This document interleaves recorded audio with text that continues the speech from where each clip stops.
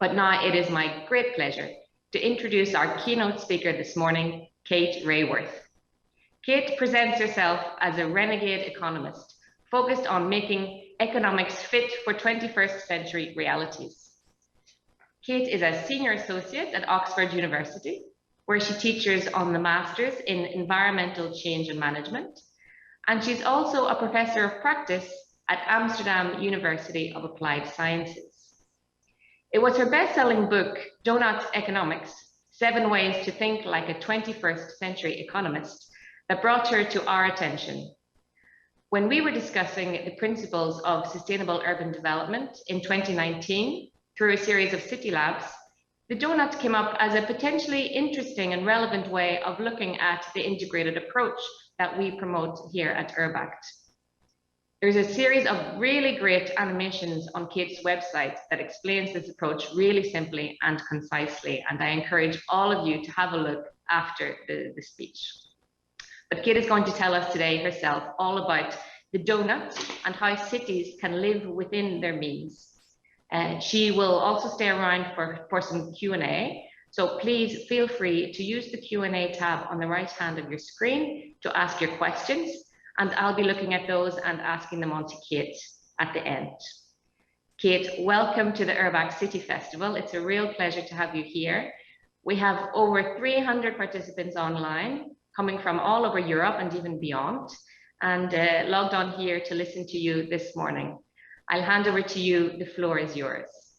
Thank you so much, Nuala, and it's a huge pleasure to be here today to be joining this festival. So let's talk about donut economics. I'm going to share with you the one donut that actually turns out to be good for us, and ask whether cities and how cities can live in the donut, because I believe cities are a powerful place of experimentation and leadership making this happen. So we know we are emerging from a century that has begun with multiple crises, from financial meltdown, the era of climate and ecological breakdown, and the last year of COVID lockdown. These crises may be reported differently, but I believe they all emerge from the very systems that we've created, systems that depend upon endless expansion, whether of finance, of humans' use of energy and Earth's resources, or endless expansion of human settlements and endlessly increasing travel.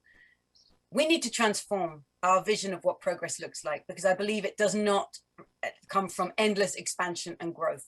And for this, I want to replace the idea of endless expansion with the donut. So the goal here is to ensure that when we use when humanity uses Earth's resources, thinking of them radiating out from the center of the picture. And you can think of the donut as a compass for human prosperity. And that means we want to leave nobody in the hole in the middle of the donut, falling short on those essentials of life like food, water, housing, healthcare, education, transport, communication, political voice, income. These are crowdsourced from the Sustainable Development Goals. So all the governments in the world have already agreed that every person in the world has the right to get out of the hole in the donut. But as we collectively use Earth's resources, we know that we start to put pressure on Earth's life-supporting systems. And when we put too much pressure, we cause those systems to break down. We cause climate breakdown. We create a hole in the ozone layer. We create a breakdown in the web of life through biodiversity loss. We use too much fertilizer, withdraw too much water, convert too much land. These around the edge are the 9 planetary boundaries recognized by scientists only a little more than a decade ago. So this is a new realization of our dependence upon Earth's life support systems. It means we want to live in the space between the 2 sets of boundaries. We want to meet the needs of all people within the means of the living planet. And suddenly the shape of progress has changed. It's no longer endless expansion. It is thriving in a dynamic balance. And to me, this changes everything. The challenge, of course, is that we are very far from that balance. All of the red in this picture shows the extent to which people worldwide are falling short on the essentials of life. And we know many of them live in the world's poorest countries, but they also are found in cities in the wealthy north, in Europe, in the richest countries in the world. There are people living in deprivation in the midst of plenty. At the same time as that ongoing deprivation, we have collectively overshot multiple planetary boundaries on climate breakdown, on excessive fertilizer use, on converting too much land, on the breaking down the web of life and biodiversity. So this, I would say, is humanity's 21st century collective selfie. This is a portrait of ourselves at this moment on this planet. We are the generation witnessing this reality. And we have the opportunity to turn it around and to choose to be the first generation to actually start reversing this story. And for the first time, begin to meet the needs of all people while coming back within the means of the living planet. We don't yet know how to do it, but every city that is leading is experimenting and demonstrating the way. So how can we do this? We need to transform the dynamics of our economies. This image tells us that our economies are deeply degenerative. They are running down the living planet, but they are also deeply divisive, with millions falling short while others are creating overshoot. We need to change these dynamics. So if we want to transform the future, transform the dynamics. We've inherited linear degenerative economies where we take Earth's materials, make them into stuff we want, use it for a while and throw it away. That is what pushes us over planetary boundaries. We need to turn those linear arrows into circular arrows so that resources are not used up, they're used again and again, far more carefully, collectively, creatively, and slowly. And this, of course, brings us towards a circular or cyclical economy. Here's some examples of what it can look like, from Oslo making the city centre car-free, get rid of fossil fuels, Amsterdam introducing circular construction regulations so that materials are used again and again, but also regenerating the very ecology of place. Sponge cities such as in Kunli in China, recognizing that the floods will come, so don't try to concrete over the water, welcome it with a flood park. Or Medellin in Colombia, recognize that the river is not an industrial sewer, it is the heart of life, bring people and life back to that ecology of place. So at the same time as becoming regenerative by design, we must recognize that we've inherited divisive cities and nations that tend to drive opportunity and value into the hands of a few, whether through infrastructure, through privilege and inheritance, through regulation and law. We need to create distributive economies and cities where opportunity and value are shared with all who co-create it. And that turns out to be the whole of society. Some examples: Preston in the UK is one of the places pioneering community wealth building, recognizing that every city has a city administration, schools, hospitals, museums, university that have purchasing power and can use the power of procurement to purchase locally from small employee-owned, cooperatively owned enterprises, build the local economy web. Vienna, in that city, over 60% of people live in city-owned or cooperatively run housing, which means it's affordable, quality, city center, and normal. Housing can be affordable if a city decides that it's a human right. In Seattle, one of the first cities in the US to declare they would introduce a living wage, ensuring that everybody was earning at least $15 an hour. It was a success, and this has, of course, been replicated in many places. And then in Bogota, saying, why are we giving over public space to car parking?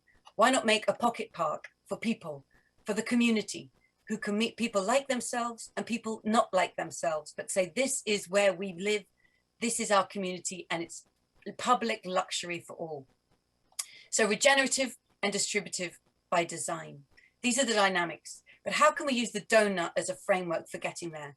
We invite every city, and I invite everybody in this conversation to think of the city that you're connected to and ask, can your city live within the donut? Well, let's unroll that donut space and open it up, and then we can dive inside and think of the city between the social foundation and the ecological ceiling, recognizing that a city has its impact here in your city, but also in the way it's connected to the whole world. And we can turn this into a canvas for reimagining and recreating the future.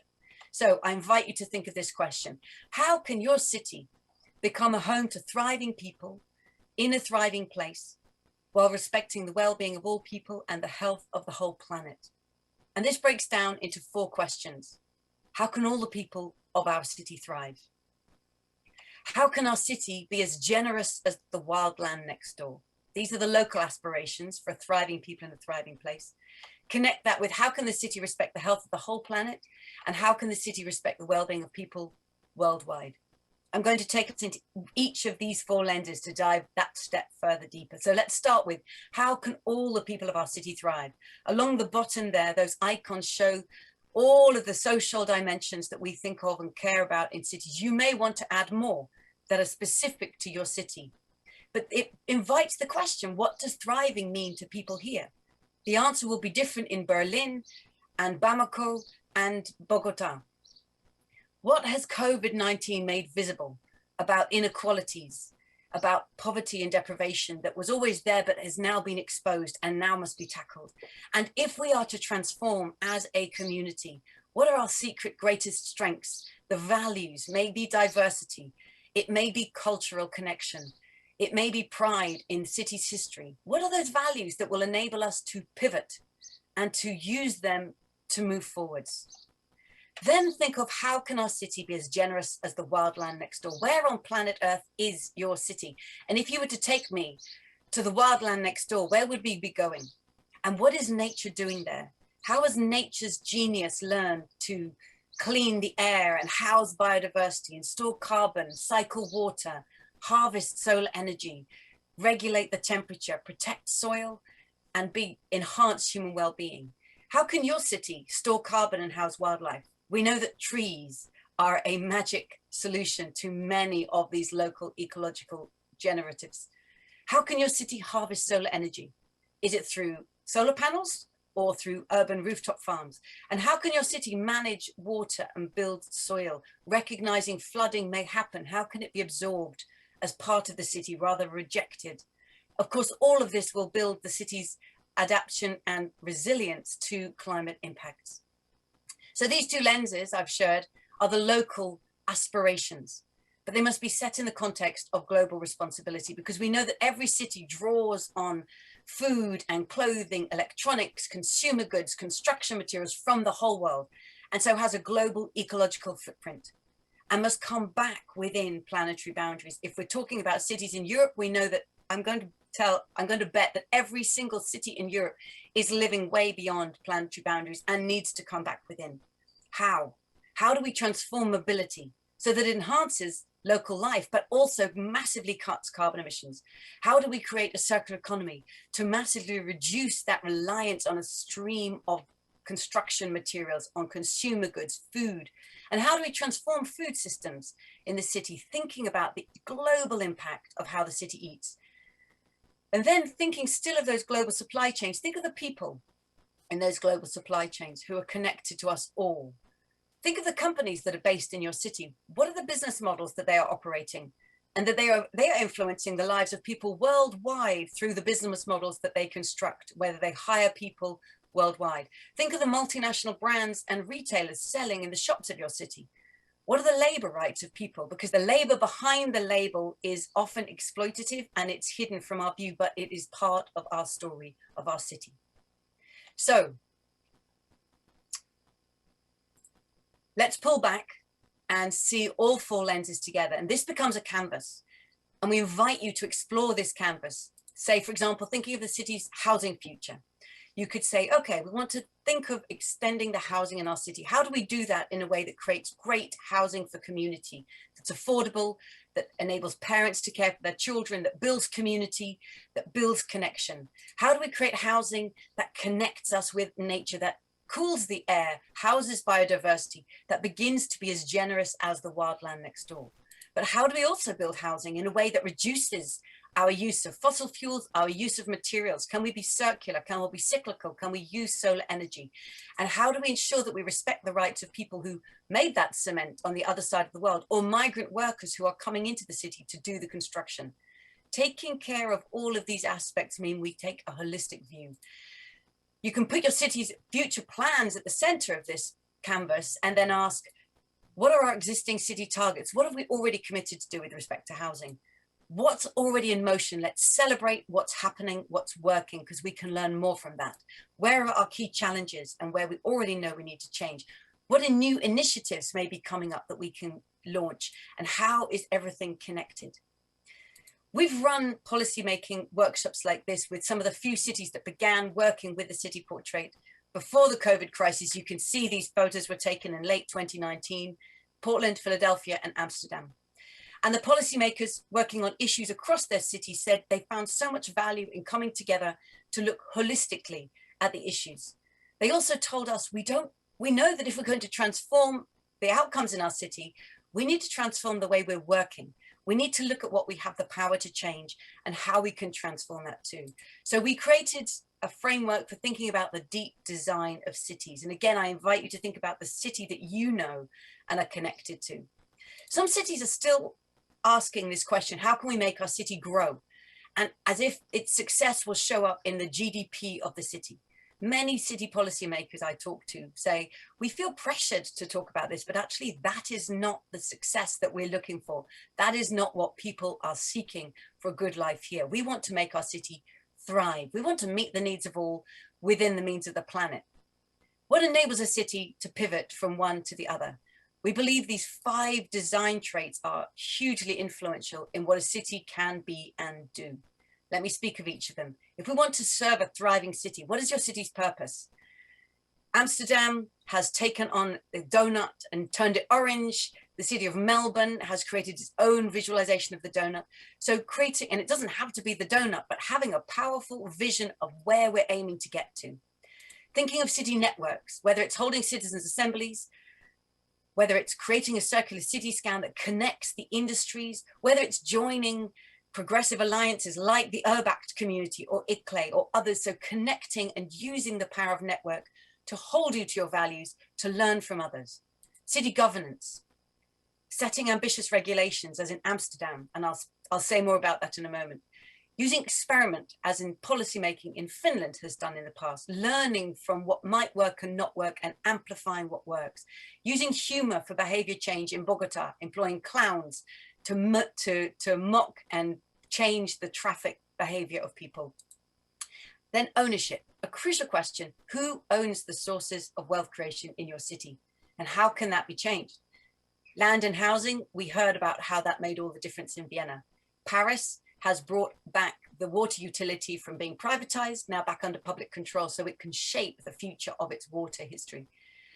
Data in Barcelona, businesses in Atlanta in the US, which has 5 times more Black-owned businesses than many surrounding cities, because they've played an intentional role of encouraging minority-owned entrepreneurship and small enterprise.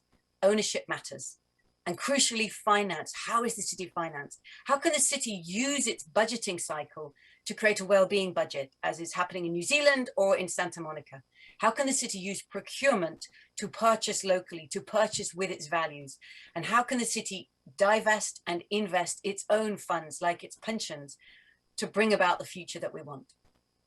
These 5 design traits, you can plot them again on this canvas and ask, which of these designs is drawing us back to that extractive economy that was degenerative and divisive, and which are already drawing us forward to the future that we want? And of course, a city doesn't have full control on this. It's set in a context of its nation, perhaps within the EU and internationally. There are regulations and conditions that shape everything. But by spanning these out and having a workshop that identifies these different powers to act, we can then ask, what can we as a city stop doing now, because that is within our power? What can we as a city start doing now, because that is within our power? And what can we only do when we work with others in our nation, or others within Europe, or others internationally, to change the rules, the purpose, the networks, the governance internationally for the longer term? Let me finish by giving you a few examples of some cities that have embraced the donut. So Amsterdam was the first city. We created the Amsterdam City Donut portrait with them, which you can see the image of it beneath. Many workshops discussing and using the donut as a framework in the city as they began to create their circular city strategy. There are ways of using the Amsterdam as a thriving city, that this is their vision that they made of the city. And then they came up with this purpose to be a thriving, inclusive, regenerative city for all, while respecting the planetary boundaries. That is a high-minded purpose, but of course it must be backed up by those other design traits. They've put the donut at the top of their circular strategy and then come up with this ambitious regulation that I mentioned earlier, to be 100% circular by 2050, to be 50% circular by 2030, within a decade, and to purchase 10% circular procurement in all government contracts from next year. This gives a long, loud legal message to business, that you are welcome to do business in our city. But if you want to stay, you need to get circular. And you can leave it to the last minute, but that will be painful. We are making contracts for the pioneers, for the early movers from next year. To me, boundaries unleash creativity, and setting these boundaries in place gives a clear signal to anybody creative, innovative, that this is a place to demonstrate the new. And of course, architects and planners who are embracing these regulations find themselves at the front edge of circular design with skills to sell and share elsewhere. So Amsterdam have put the donut at the heart of their circular strategy, and they're creating now new metrics for what does it mean to monitor becoming circular? How will we know if we're doing it? Amsterdam released its city portrait in April 2020, just over a year ago, in the highest month of its COVID infection. The deputy mayor said, we're doing this now because although we're in emergency, we know we want to emerge from emergency. And who do we want to become? Where do we want to go? As we emerge, we need a clear purpose and direction. Once Amsterdam had released it, we put out the portrait methodology, which is free and available on Deal's platform. And within months, many cities and places, initiatives were beginning saying, we want to use this. We plan on engaging with this idea. We've also been inspired by seeing civic organizations spring up. Many groups across Amsterdam said, we're going to create the Amsterdam Doughnut Coalition. Startups, universities, neighborhoods, community organizations, think tanks. We are going to put this into practice. They inspired groups in many cities and places worldwide to say, we want to do the same thing. And now they are self-organizing. And it's that combination of city-led momentum plus the community-led and that meeting point where they hold themselves in a really creative tension of drawing themselves forward, holding each other to account, daring each other to take on the ambition we all know is needed today. Brussels, capital region, the Secretary of State for Economic Transition, Barbara Tracht, said, I want to see what it looks like to bring the donut to the Brussels region. A local organization there engaged with it fully with civil society and have created this beautiful illustration of those 4 lenses that I presented. And they are now thinking of how to embed this in decision-making in Brussels. And in Cornwall, the decision-making wheel has been created by Cornwall Council. Every infrastructural project that takes place in that county must go through this decision-making wheel to ensure that it's helping pull back within the planetary boundaries while meeting the needs of all people. So let me pull back and say, if these ideas sound interesting, we welcome you to Doughnut Economics Action Lab, our community. You can join the community, you can browse the tools, have a look at the tools we've created and see the story that others are sharing back.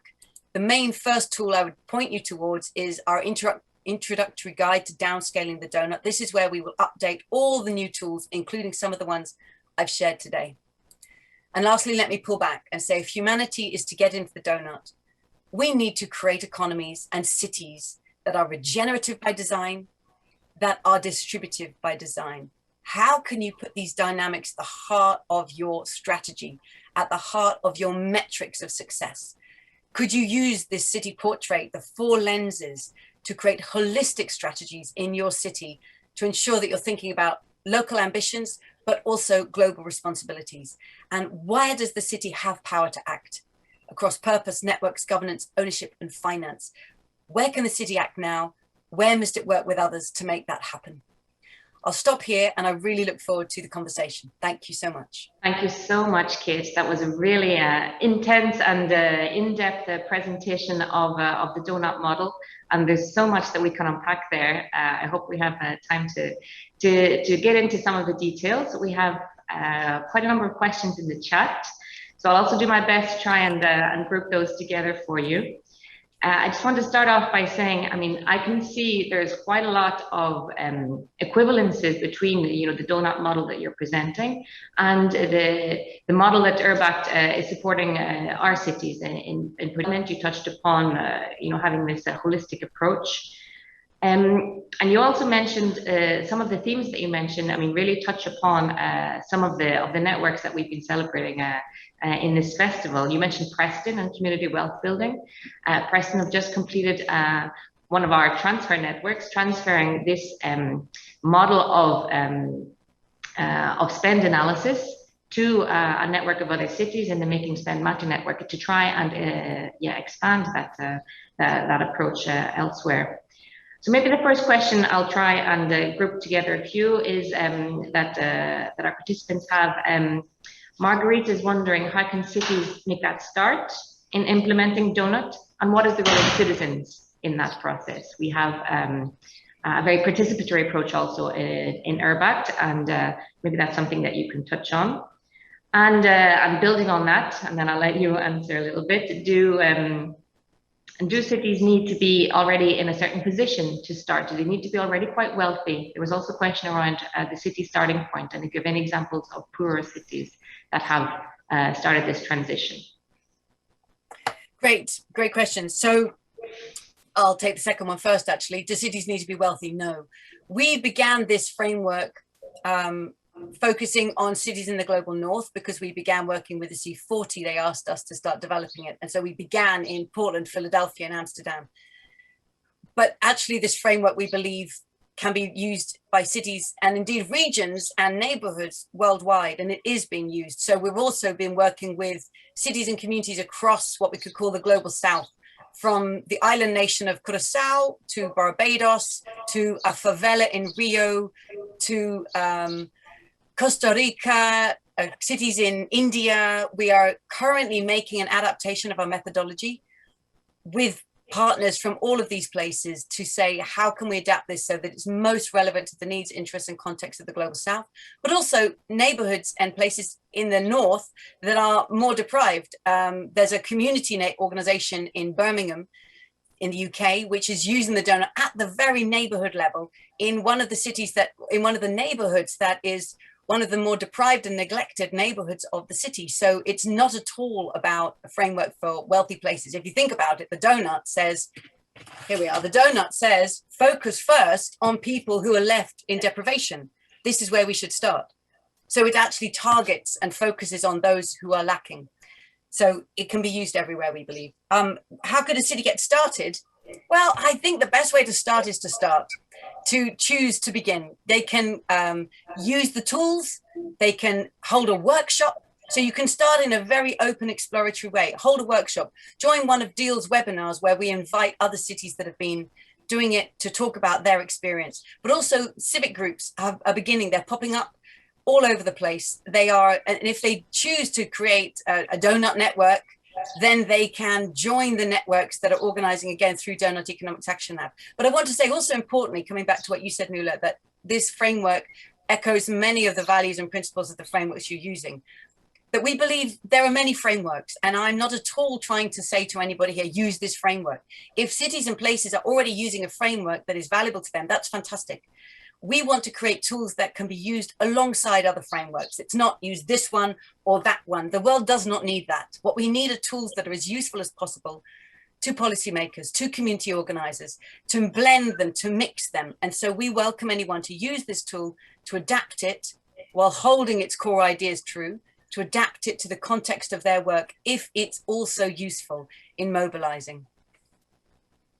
Yes, we're a big fan of toolkits and methodologies here in URBACT, and I know there was a question on that as well about are there any specific toolkits or transferable studies or methods that we can share. So I think you mentioned some of those already, and I think it would be interesting to make sure that we're linked up our community with the lab that you mentioned, where I imagine these toolkits are freely available for cities to go in and have a look and use. Yes, and some of the frames that I showed today, so those 4 lenses of the city, for example, we are in the middle. I'm just showing you something we've not yet fully released. We're planning on releasing these in July, and they will be canvases so that anybody can use. They're free. We're putting all of our work in the commons, so they will be downloadable, and then people can, organizations and NGOs and initiatives within a city can take it and say, we are going to run this workshop here ourselves. It's not about asking us to come and run it. We are creating tools that can be used by change makers in place. What I've learned over the last few years, there are amazing change makers everywhere. And if we create tools that are accessible, easy to use, and irresistible, people will pick them up and put them into practice where they are. Great. So we'll link you all up to that. I want to zoom out a little bit now from the practicalities, because you also mentioned I'd say the system change, or the macro, I'd say macro look. And we have a couple of questions that go in those directions. Delphine was wondering how to make the link between this framework and the Sustainable Development Goals, particularly in terms of the measurements that you were talking about, and how we can link those to those objectives.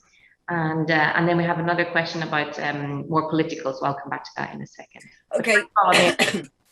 Yep. So the donut, I often call the donut and the SDGs, they're cousin concepts.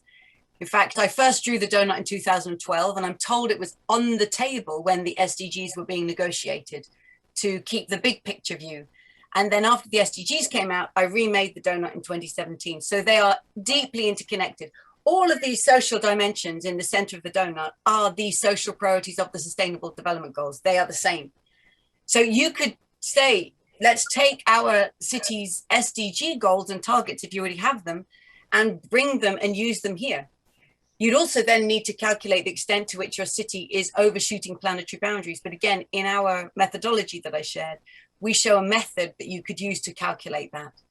So they are closely related to the SDGs. And again, I would say if somebody says, we've already got an SDG framework and it's working really well, stay with that.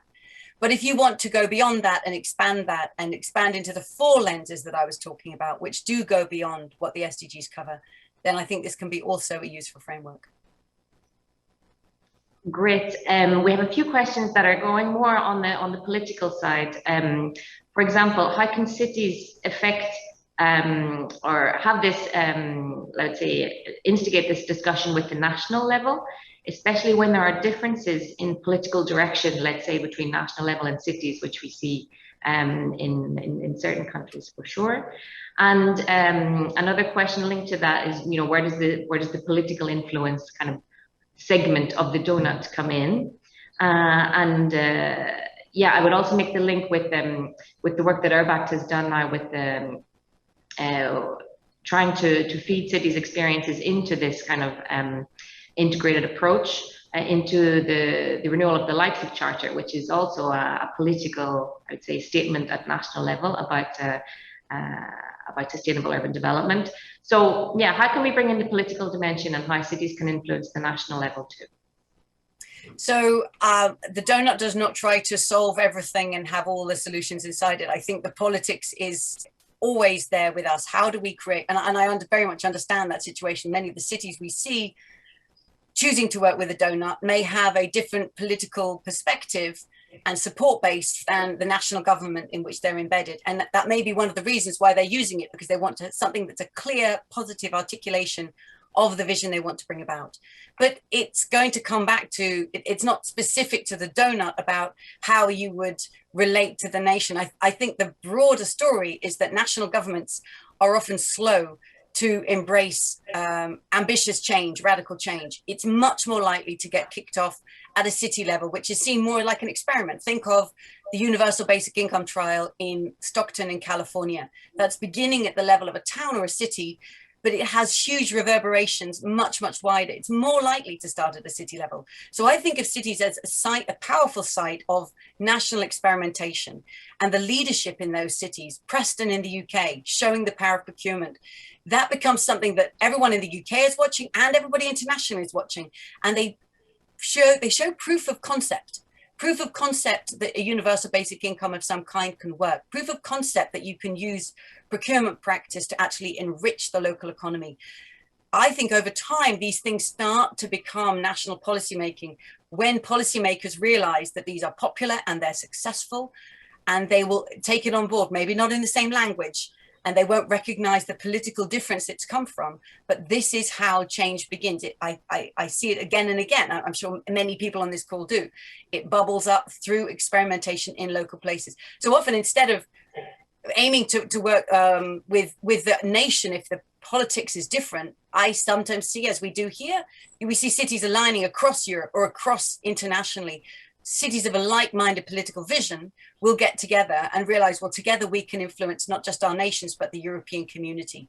And so that horizontal collaboration and alliance is incredibly powerful, again, for building that momentum of a different vision. What I hear again and again is the policymakers saying, we were told there was no alternative. We were told that this sort of late 20th century version of growth first was the markets first is the way of doing cities. And actually there is an alternative. The donut is one way of envisioning it.